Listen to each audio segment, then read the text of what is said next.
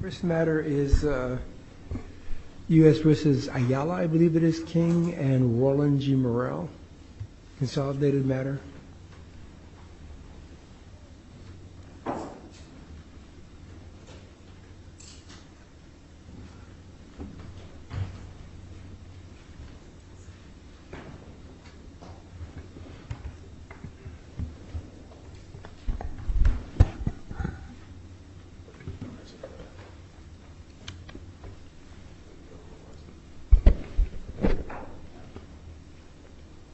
Clive Rivers on behalf of Mr.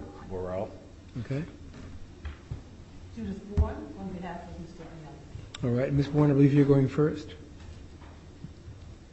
Daphne Nelson Jones for the United States. Okay. I'm sorry, I'm not hearing you very clearly. I believe you are going first, and you had asked for additional time, and we ended up giving both sides 20 minutes, 10 minutes per appellant, and then 20 minutes for Mr. Jones.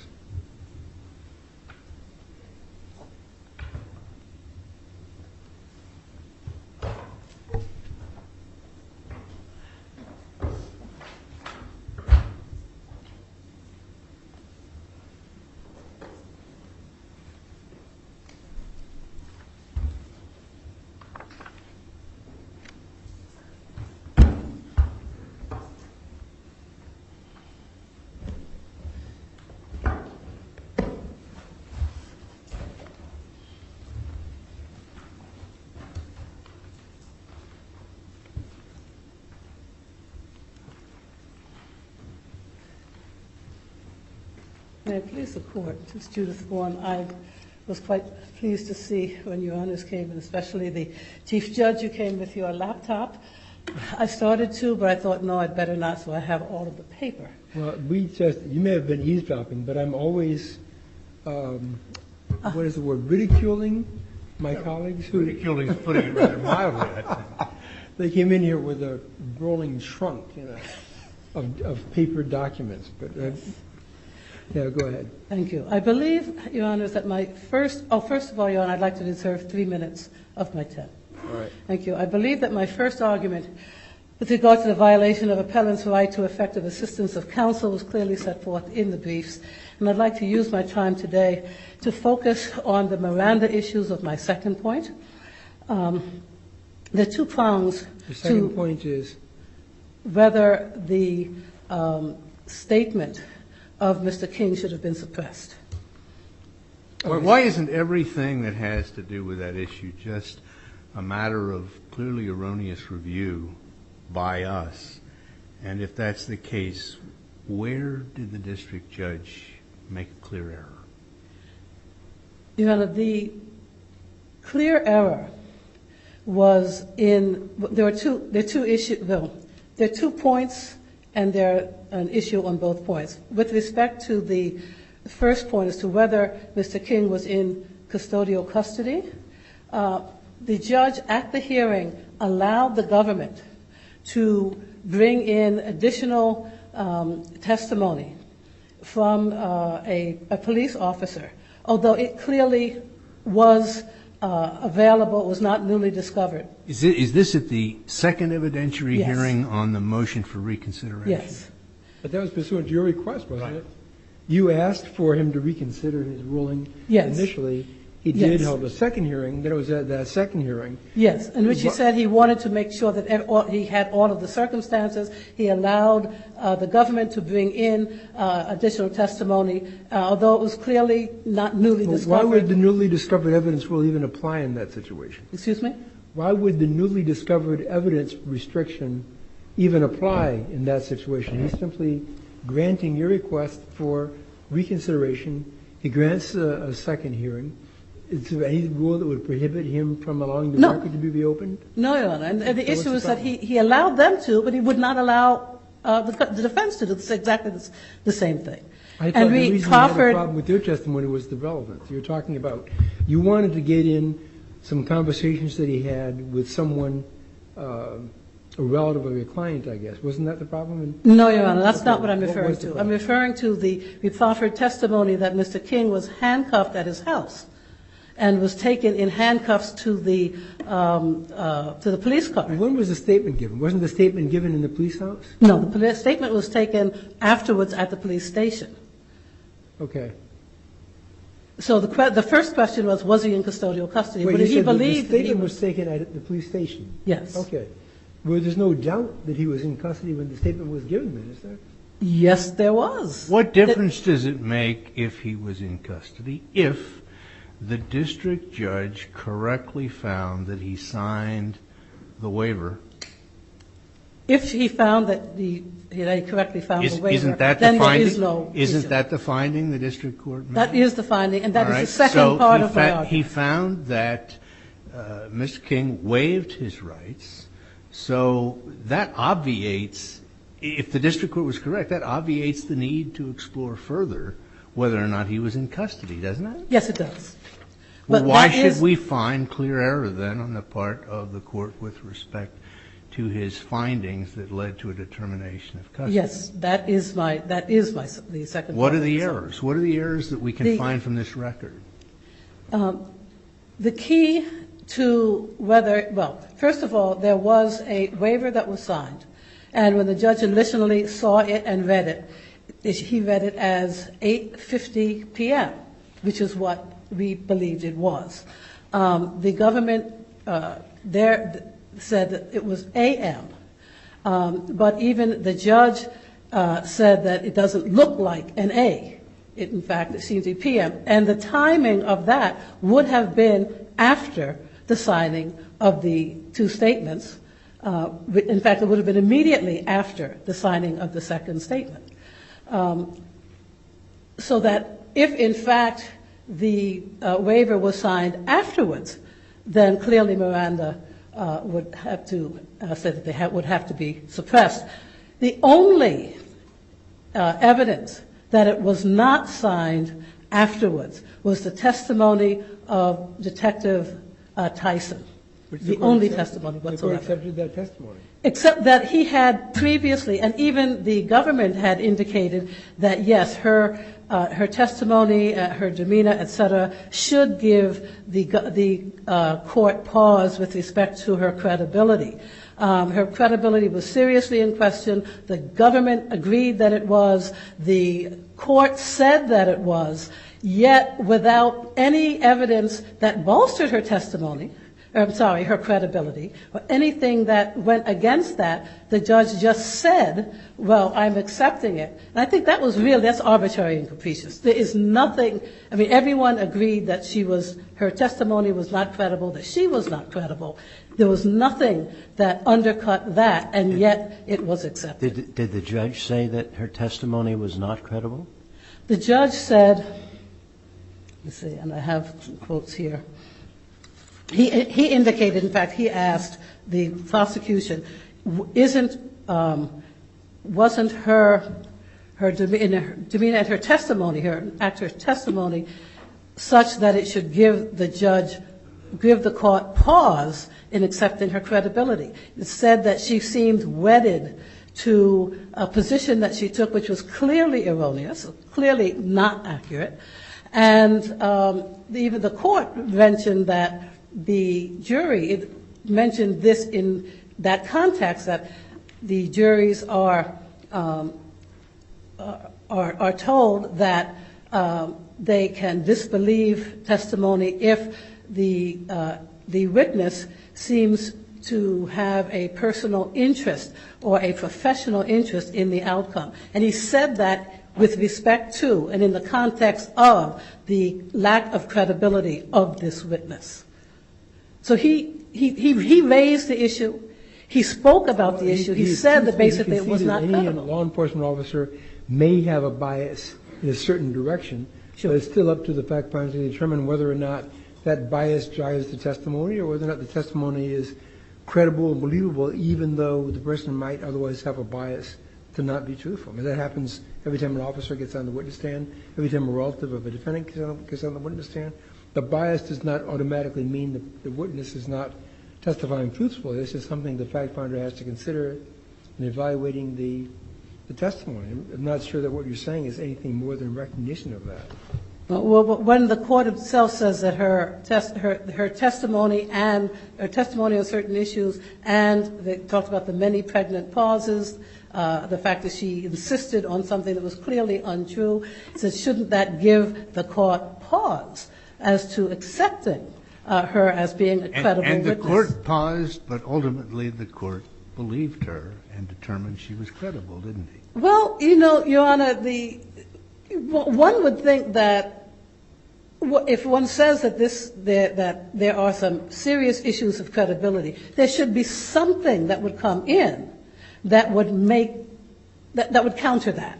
That would say, well, even though she did not seem to be credible because of these things, there were these other things that would weigh against that. That didn't happen.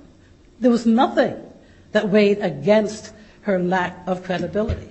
The issue, of course, is that the only thing that they had, that the prosecution was based on, was this statement. So that if the statement went, there was no case. Okay, Ms. Warner, you save some time for rebuttal. Thank you. We'll hear from you again. Mr. Rivers?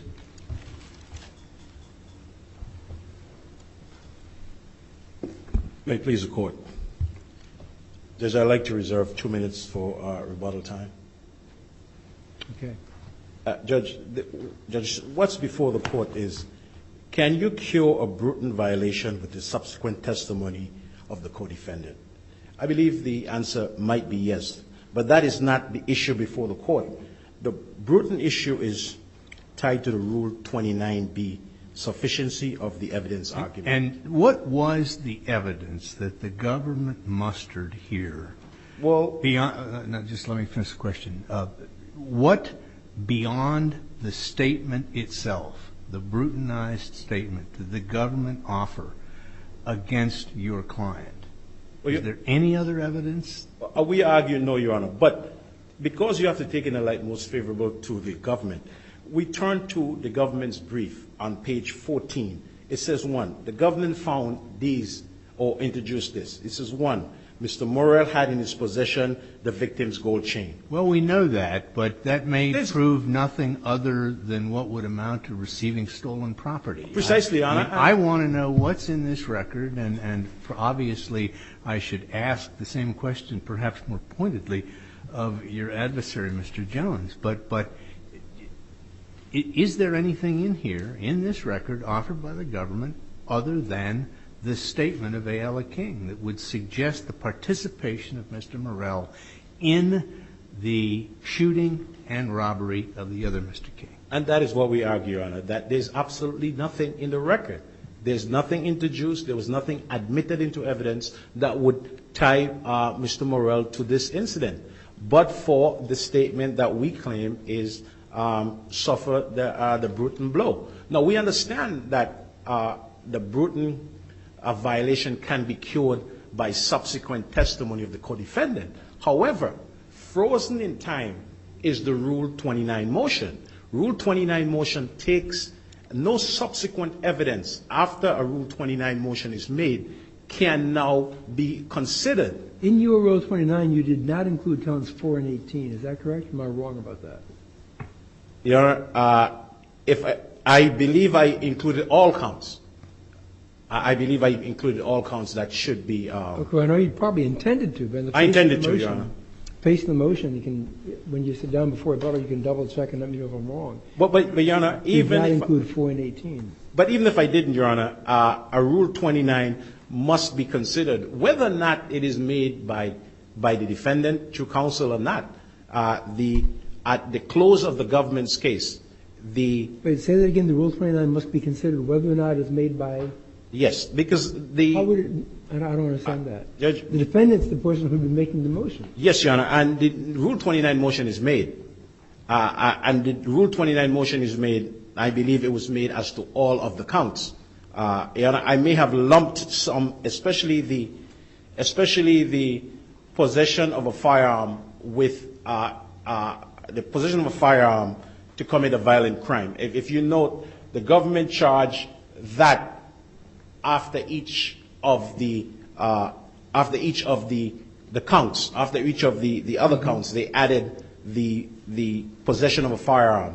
And so it was a broad-based Rule 29 that included everything. And we believe that... Well, 18 is the conspiracy to commit robbery, and then 4 is the firearm. Your Honor, if I didn't make it on the record, my intention was that the Rule 29 motion is made at that time. But I'm sorry. I wanted to go through what was observed on the video and yes, and why you think that this could not provide evidence of participation in the crime other than just receiving or selling stolen goods. wait, It occurred a few hours after the robbery and the shooting. Is that Yes. correct? And 2 different stores. yes, And it was Mr. Morrell who was really in charge. He seemed to be the one who was directing the whole transaction. it appears. Okay, but in your view, and we'll hear from the government on this, you don't think this links him in any way or insufficiently Not to the charge. to the charge of robbery and murder? Your Honor, the count that was missing from the government was possession of stolen property. Now, even all of those evidence, in the light most favorable to the government, that does not go to the charged offenses.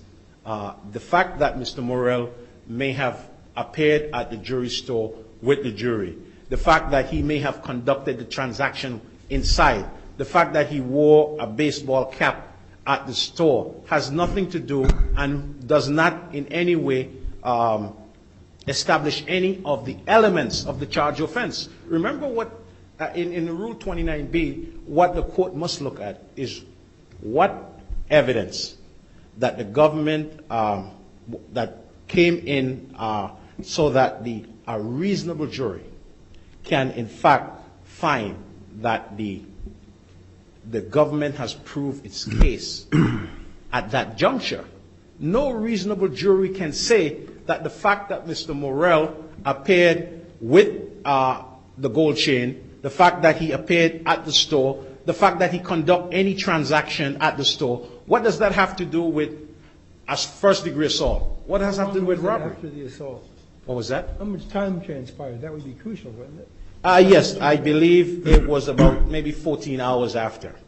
That was much closer in time than that, but I'll ask Mr. Johnson also. I think it was about 14 hours after. Yeah. So if Mr. King had testified on direct examination, that is, if he had testified as part of the government's case, then there wouldn't be any problem. Is that correct?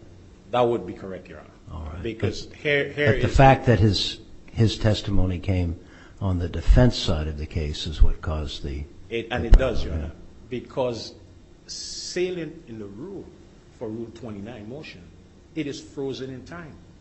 No subsequent testimony after the Rule 29 can now cure what should have been granted as Rule 29.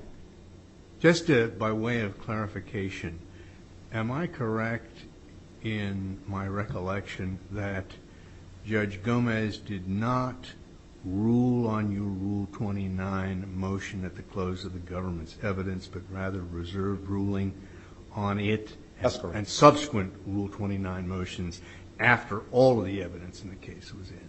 That is correct, Your Honor. And Judge Gomez didn't make a point to say that it is preserved and he will rule at some later date, at a later time, but he didn't make a ruling at that time.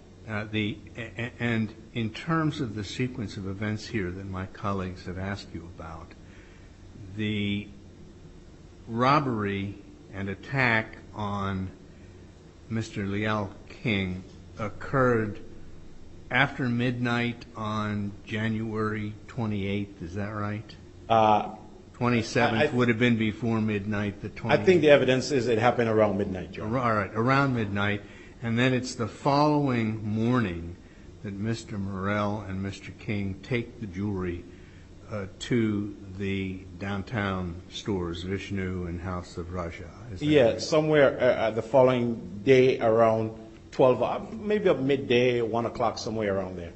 I think that's what the testimony was, that at that time did they appear. All right. So, Your Honor,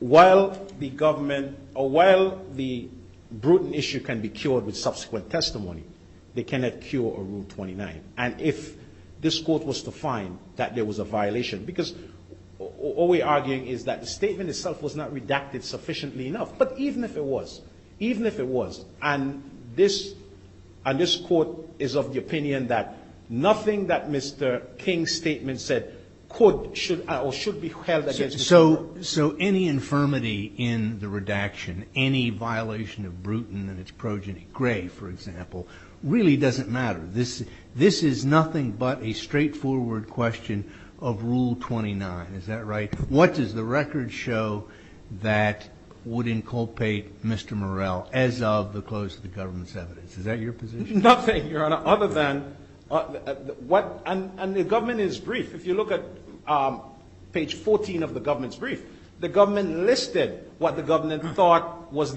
what the other evidence that implicated Mr. Morrell. And if you note, the government went down and listed them. It's about four matters that they listed. And none of those goes to the elements of the charged offense. Let me ask you a related question. Assuming the redacted statement was, or the statement was correctly redacted. Yes. And I understand you're saying it was not in this case, but assuming it was correctly redacted, why do we have a Rule 29 problem? Or, Your Honor, if the statement was redacted correctly, you have a Rule 29 problem because it is the statement itself. Because remember, the statement is supposed to implicate Mr. Morrell. So if it's properly redacted, then and the instruction is followed specifically by the judge not to hold anything in the statement against the defendant Morrell, then nothing in the statement should link to Mr. Morrell. You must now look at what other evidence other than the statement that would survive, that would make it survive the Rule 29. And what I say, Your Honor, is in the government's brief on page 14, the government lists what those evidence are that they found. Now, I will also tell the court, the government indicate that 2 holsters was found at Mr. Morrell's house. And you would recall that the district court didn't allow those 2 holsters in as part of the evidence. But nonetheless, the government went and lists what the other evidence are.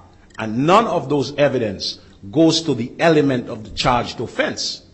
And that's what we're arguing, Your Honor. It's an insufficiency of the argument. It's a question of law at this point, that based on the law, the district court erred by not granting a Rule 29. This matter should not have gone to the jury. Okay, Mr. Rubey, we understand your argument. You have some time. Thank you. Reserved. Thank you.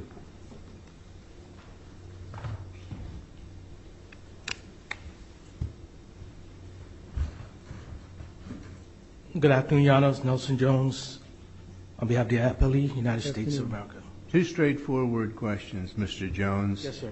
After the government rested its case, knowing that the redacted statement of Mr. King was in evidence, Right. could it be used for any purpose other than to point the finger back at Mr. King himself, as opposed to being evidence in support of the guilt of Mr. Morrell? It could not be used in support of the guilt of Mr. Morrell. All right. So with that, second question then is, what other evidence did the government put into the prosecution side of the case that would point toward the participation of Mr. Morrell in the robbery and shooting? The first thing the government presented was the fact of the shooting, the date and time of the shooting. For clarification purposes, the shooting took place after midnight on January 28th. How long after midnight?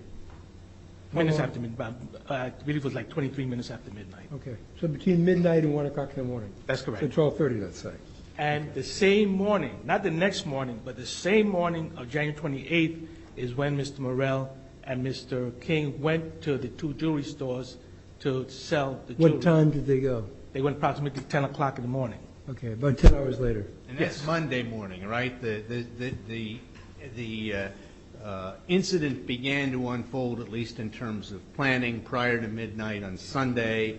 The shooting would have occurred technically on Monday morning around 12:30 a.m., and then the transaction at the jewelry store takes place in the morning after once business opens on Monday morning. That's correct. So you have that testimony in. You have the testimony from both Leal King Sr. and his wife that he had the jewelry in his possession on him when he left the home that afternoon to go to the racetrack. You have the testimony also that as he arrived home, he was accosted, shot multiple times, both in the head and in the torso, and his jewelry was taken from him. The testimony of his wife was that the only piece of jewelry that was taken were the hand bracelet and the chain. His rings were still on. His watch had been dropped on the ground, but the hand bracelet and the chain were gone. You have the video of both Mr. Morrell and Mr. King in the House of Raja jewelry store.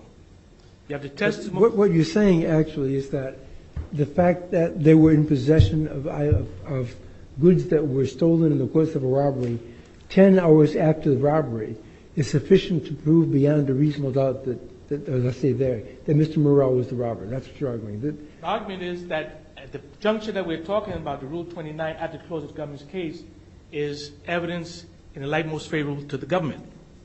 Not beyond a reasonable doubt at that point. At the point we get to it still has to, but part of that test has to be that the evidence that you offered would ultimately be enough to prove guilt beyond a reasonable doubt. That's correct. At the second Rule 29, that is at the close of all the cases. Just for clarification, in the light most favorable to the government does not eliminate from the equation the need for the government to always prove guilt beyond a reasonable doubt. And in fact, the government should not even charge a case unless it believes it has information or evidence to convict beyond a reasonable doubt. So go back to my question. The fact that someone is in possession of property that was stolen in the course of a robbery, and they possess that 10 hours after the robbery, you're saying that that is sufficient to convince a reasonable juror beyond a reasonable doubt that the person in possession of the stolen property was in fact the robber? Yes, because the jury is allowed to make reasonable inferences based on the testimony. Well, how is that reasonable? 10 hours later? If it were 2 hours, I think you'll agree with this. If it were an hour later, I'm not sure there'd be much of an argument, although one could make that argument.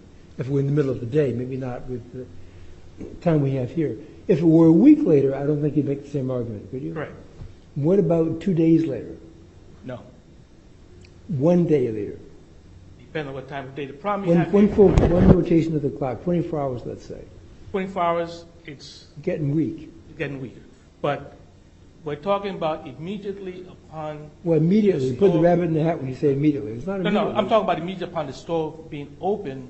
They're there with the jewelry. The store opens approximately after 9. But that doesn't negate the 10-hour time frame. If the store opened at 1 in the morning, then the immediately would make some sense. But That's correct. immediately here is 10 hours later. Yes. Why isn't it an equally reasonable inference for a trier of fact to draw that Morrell is a fence, known to be a fence to whoever the perpetrator of this violent crime was? That perpetrator turned it over to Morrell to sell. Why isn't that on this record anyway just as reasonable an inference for a trier of fact to reach? Because of the conduct of Mr. Morrell in the store. In addition to him being on the video, you have the testimony of the 2 clerks at the Vishnu jewelry store who testified that Mr. Morrell was the person they were dealing with, that Mr. Morrell gave them a false identity as far as who he was, that Mr. Morrell also did not want to conduct a transaction towards the front of the store, but towards the back of the store. He's selling stolen property. That's not inconsistent with him being a fence. He knows that what he has no right to possess, and he's selling stolen property. But once again, we submit that the jury has a right to reasonably infer whether, in the case that you're claiming that it could have been possession of stolen property, or they could infer that, in fact, it was the proceeds of this armed robbery. Well, I guess what we're troubled, at least I'm troubled with, is are both inferences equally reasonable? Given the time frame here of 10 hours, is it equally reasonable for juror A to assume that he has the jewelry 10 hours later, this guy's offense, and folks in the neighborhood know he's offense, and he's the guy you go to get rid of stolen property? That's juror A's conclusion. Juror B's conclusion is, well, the robbery was 10 hours earlier. There's a good chance that this guy was probably involved in the robbery. Which of those two conclusions is more reasonable than the other, or are they equally reasonable?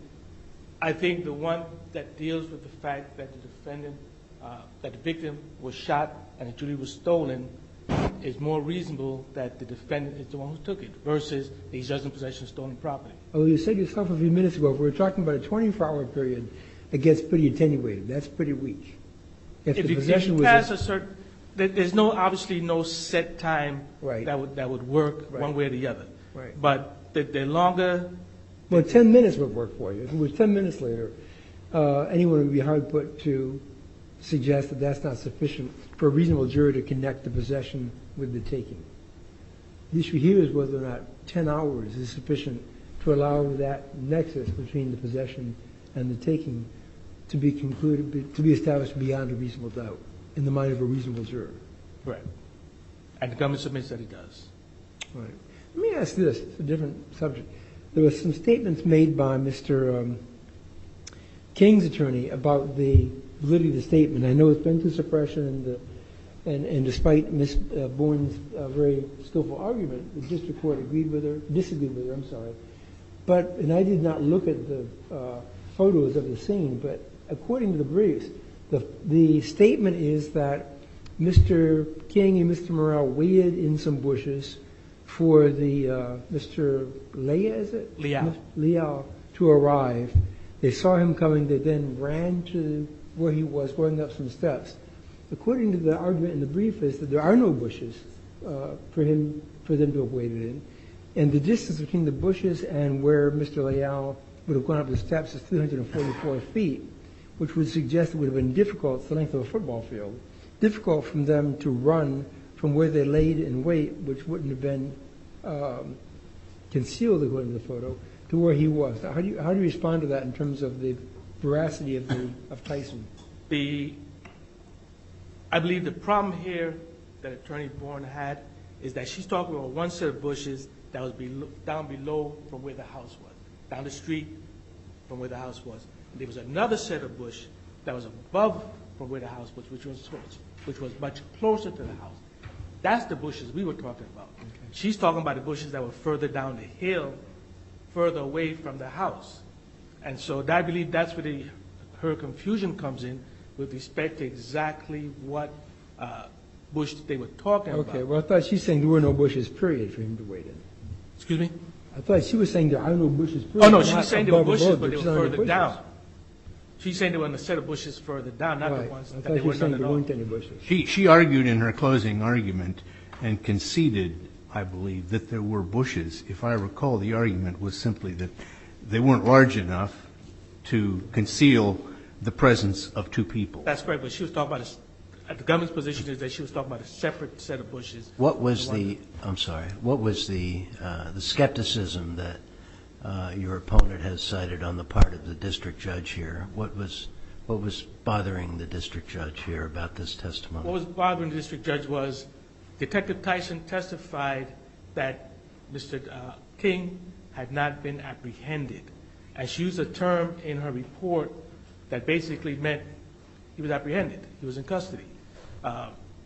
And so the court had pause in terms of, because Detective Tyson was adamant, she didn't arrest him. And the court says, the district judge said, your statement says he was apprehended. What does apprehended mean to you? And that's where caused the district judge to have pause. However, the testimony of Corporal Esprit, who was also with Detective Tyson, and for clarification, Mr. King was already in the interview room when Detective Tyson showed up. And according to Mr. King himself, in his statement, in his testimony at the suppression hearing, he didn't allege that Detective Tyson is who handcuffed him. He's saying some other officer who he didn't identify. And Detective Tyson's position was he was never handcuffed. Because when I got there, he was there. He asked, I even gave him my lunch. I gave him a soda. When he had to go to the bathroom, he went to the bathroom. And so the government submitted to the court that based on the evidence presented in the suppression hearing, the first suppression hearing, that was sufficient for the denial of the motion to suppress. Attorney It's Bowen clear then that whether she gave him a sandwich, went to the bathroom, whatever, it's clear, isn't it, that he was in custody when he was at the station house? Clearly he was in custody, Okay. yes. Clearly he was in custody. The question then came to whether the waiver had been effectuated At prior that to the point. taking of the Right. statement. Right. And that's where Corporal Esprit came in, because he testified that he witnessed the taking of the waiver, and that was done in the morning. And also, the government must point out that the time written on the waiver was written by King himself, not by any of the officers. He wrote in the time himself. Mr. Jones, if Mr. Rivers' position is correct, that this is a pure Rule 29 issue, and we are simply called upon to look at the condition of the record as of the point that the government rested its case, we don't need to reach the Bruton issue. But if we were to examine the Bruton issue, I'm very curious as to the government's position. I reread on the plane ride down here yesterday the statement, the redacted statement, the Brutonized statement. And I counted 108 times where the name Gary was changed to the word someone, and where the word person was used 84 times in place of the masculine pronoun he. I would really like to know the government's position as to whether or not there could be any doubt in the mind of a finder of fact that the person referred to in those redactions was Mr. Morrell. Yes. There Basically, could be a doubt. there could be a doubt, because He's the only other person in the courtroom. That's correct, Your Honor. But there's case law that says even where you only have two people that are present at the defense table as defendants, once there's a valid redaction of the statement. Well, valid is the question here, though. Correct. Is that redaction valid? That's what you're being asked. If it's a valid redaction, that's one thing, with only two defendants.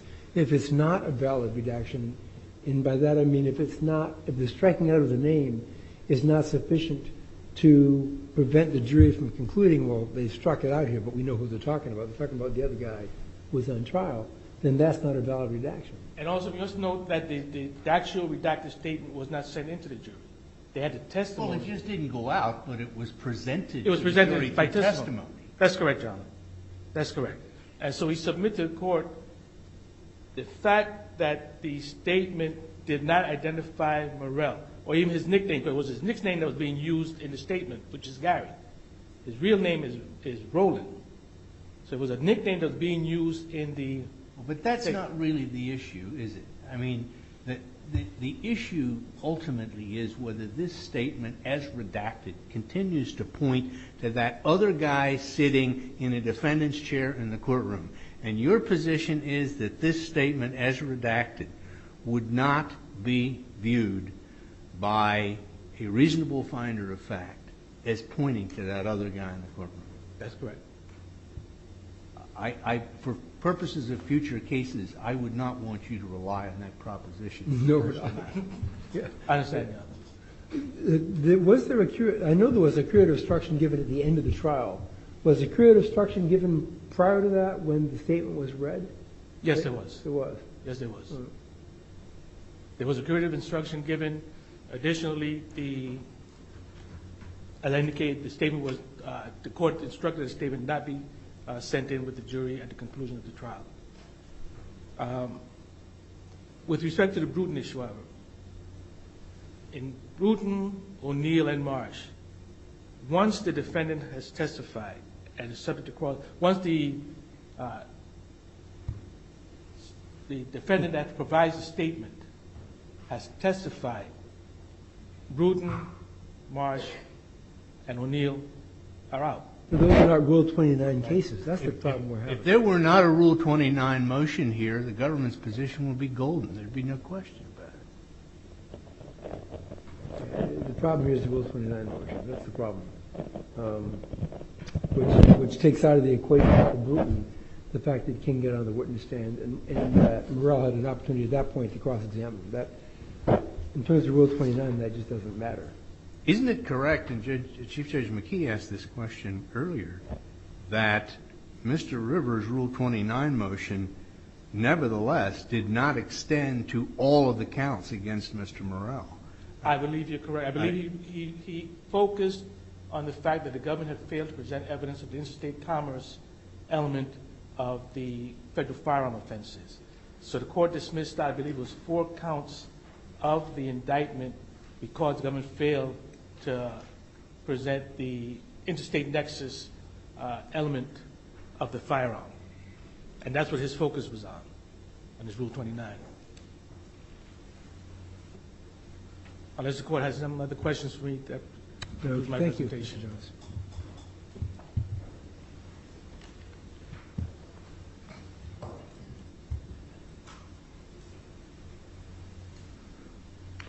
And Mr. Rivers, while Ms. Warren's addressing this, if you could just tell, maybe you know already, when you come back up, let me know where in the appendix your motion is so I can take a look at the actual text of the motion. Thank you.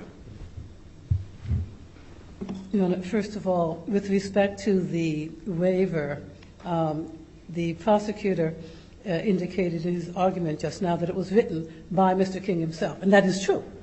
And that is one of the reasons why not only did the judge read it as a P, but Ayala's name was written by him both in cursive and he printed it. The suspect, whether it's an A or whether it's a P, did not look like his written A or his printed A. In fact, it looked much more like a P. The credibility, the major credibility issue with respect to Detective Shakira Tyson was not simply that set forth by the prosecutor. It was actually, in fact, that she had submitted an affidavit in which she did say that Mr. King, my client, was apprehended and transported. And not only was the judge tell her, doesn't that mean that he was arrested? And she said no. She said that apprehended and transported meant the same thing. But also, and even more importantly, she insisted that that affidavit was the affidavit which she had supplied in order to obtain the arrest warrant. And even when it was pointed out to her that in the affidavit itself, she indicated that they had been arrested, that the warrants had already gone out, that the persons were apprehended, she still insisted that it was that this was the affidavit that she submitted in order to obtain the arrest warrant. And she just refused to back off of that, even when the judge made it quite clear that there was this problem. With respect to the Bushes, yes, I did have the 2 photos. That goes to my first argument also, that as I told the court, both at length at the charging conference the night of the 3rd, and put into the record on the morning of the 5th, my defense was not obvious. I had put in approximately 20 photographs, and there were other, the entire defense was really to be made in argument. That was when everything was to be tied together. That's why I'd asked the judge for an hour and a half to do it. He gave me 30 minutes. As I said, I tried to run through as much of it as I could. Why was the entire case in your argument? I thought the entire defense case as to Mr. King was simply, I didn't mean the second statement. I didn't say that. Somebody must have made it up, but I didn't say the second statement. Because no, but isn't that the point? Didn't your defense have to be that the second statement was never made or never intended? Yes, that he did not make the statement. Why does that limit you to making that case at the closing, especially when your client took the stand? Because this is not making sense to me at all. Because a major way I can show that the statement was not his statement was that, in fact, it did not even align with the evidence. And as we talked about, for instance, the bushes at the top and the bottom, which could not possibly have hidden anyone. I had pictures of that. But throughout where the testimony of the victim himself, the testimony of his son as to what happened, the testimony as to where the... Do you have any case law? Well, let me start here, because since we have gotten into what you characterize as your first issue. You begin in your brief by arguing this as an ineffective assistance of counsel claim, but this really isn't an ineffective assistance claim, is it? I didn't argue ineffective assistance of counsel. I said that the court... Said the court basically restricted your point. It made it impossible for me to provide effective assistance of counsel. All right. With that clarification, then, that gets to my second point or my second question. That renders this a pure abuse of discretion question, right? Yes. Can you point to any case law that would demonstrate that limiting you to a half an hour in a 2-day case is an abuse of discretion? I would add, you ended up, practically speaking, not limited to 30 minutes, but rather to 35 minutes. 33, I think it was. 35. Yeah, when I needed an hour and a half just to lay out the issue. That's never a good idea in front of a jury in a 2-day case. Well, the issue is that there were so many.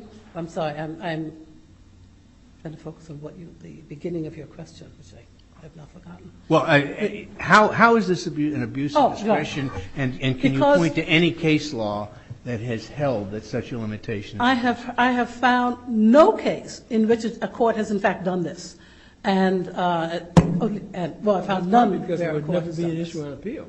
Excuse me? That's why you can't find it. It would never be an issue on appeal. Right. Really, very few arguments would make that as an appellate argument. That's why you can't find it. But it's also probably likely that no judge has so drastically actually imposed such limits. Because basically, I could not really argue my case. I put in my brief, I said there were 10 other things that I had in my notes that I couldn't even touch.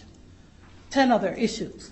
But even in the ones that I did, the issue was that the statement that was made and the facts on the ground did not even match. Why didn't you make further objection at the end of your closing argument and articulate on the record those points or those arguments that the time restrictions precluded you from making? You did not do that. Why not? I did not think it was necessary, but what I did put on the record, what I was told at the charging conference was that I'd be allowed to put my objections to the restriction on the record, and I was.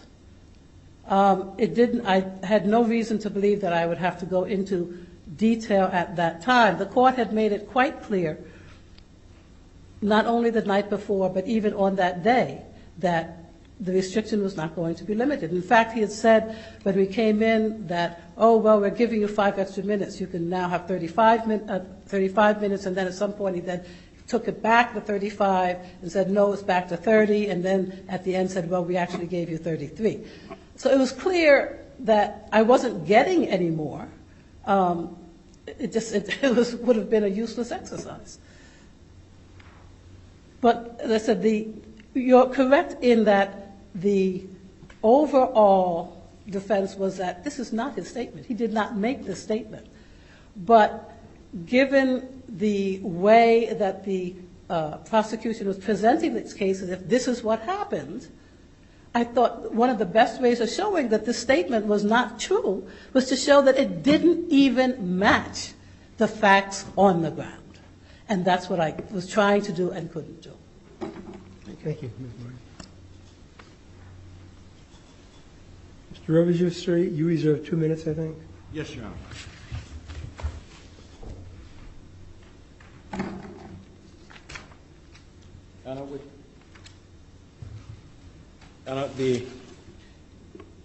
The government argued just a little while ago before, Your Honor, that the jury could make an inference as to the evidence other than the statement in order to determine Mr. Morell guilt. Well, Your Honor, it is not an inference for the jury at this point. In fact, it is not even to get to the jury. It is the judge, and it's purely a question of law. It is the judge, the gatekeeper, at this point, who is to make the decision. And the decision is not given to the jury for the jury to make an inference. And what the judge must consider is whether or not a reasonable jury could find guilt beyond a reasonable doubt. Now, we understand that it must take the evidence in the light most favorable to the government, but it's a judge issue. It is not a jury issue at this point. Your Honor, you had asked me to focus in the transcript where my Rule 29 motion was made. If Your Honor would look at the joint appendix at 454 onwards, you will see where I started at 454 to the top, and I pretty much went down all of the counts. And when we get to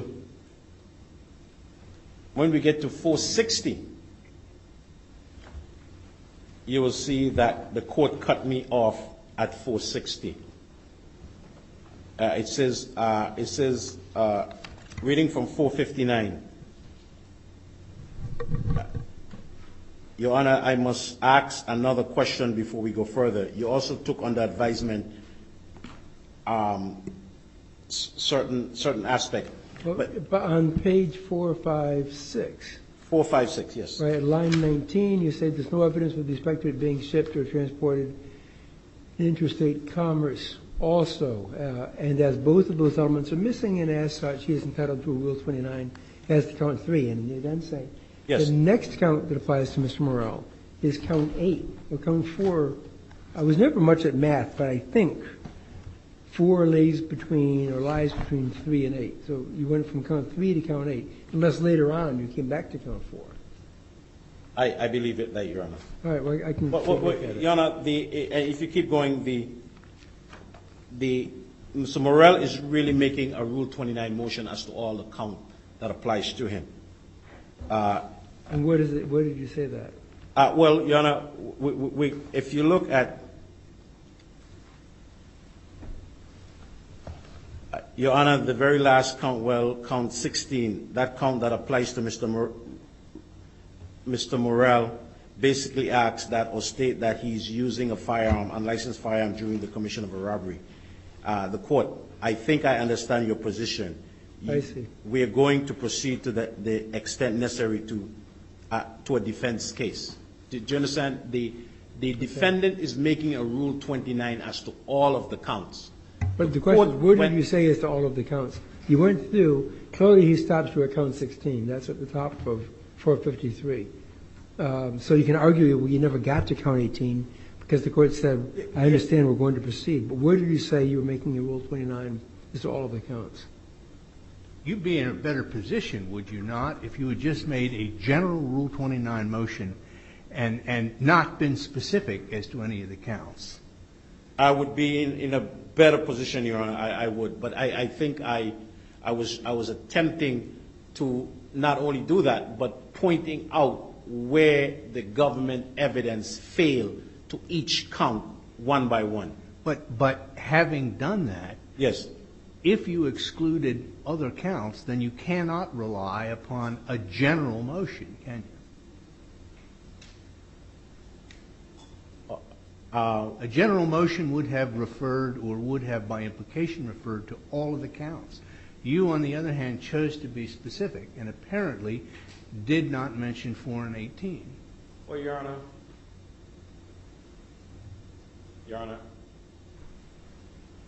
and I don't have the cite for it, but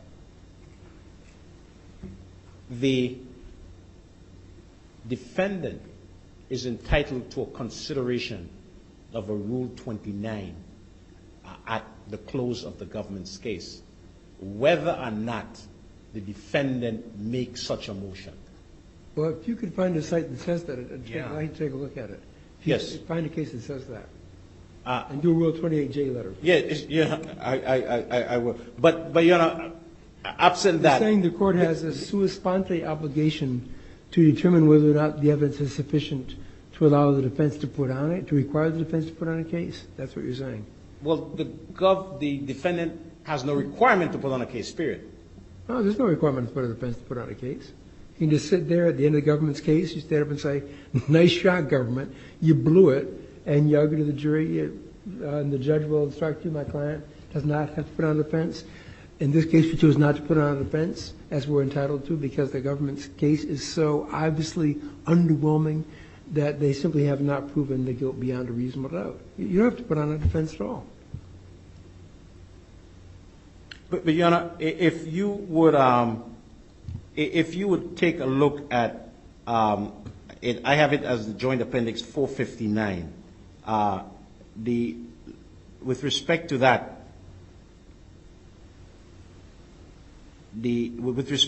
is the court break in and says, I think I understand your position. Right. We are going to proceed to the extent necessary on a defense case. Right. So basically, the court cut off the defendant, Morrell, from continuing his Rule 29 motion. You haven't previously argued that, though, have you? Have you at any point suggested in your briefing that the court cut you off and did not permit you to make as extensive a Rule 29 motion as you may otherwise have wished to do? No, Your Honor, that was not part of my focus. In fact, Your Honor, until Your Honor brought it to counsel's attention, I was under the impression that the Rule 29 had go to all of the charged offenses of Mr. Morrell. I was under the impression that it went to all of the charged offenses of Mr. Morrell. Okay, well, your rebuttal time is up. Is there anything else that you need to say that's consistent with the concept of rebuttal? Well, Your Honor, yeah, and of course, while we didn't argue before Your Honor, we asked that the submission on the record also be considered. The rest of the submission on the record. Okay, thank you very much, Mr. Rivers. We'll take that under advisement. Ms. Bourne, Mr. Rivers, Mr. Jones, thank you very much. Thank you.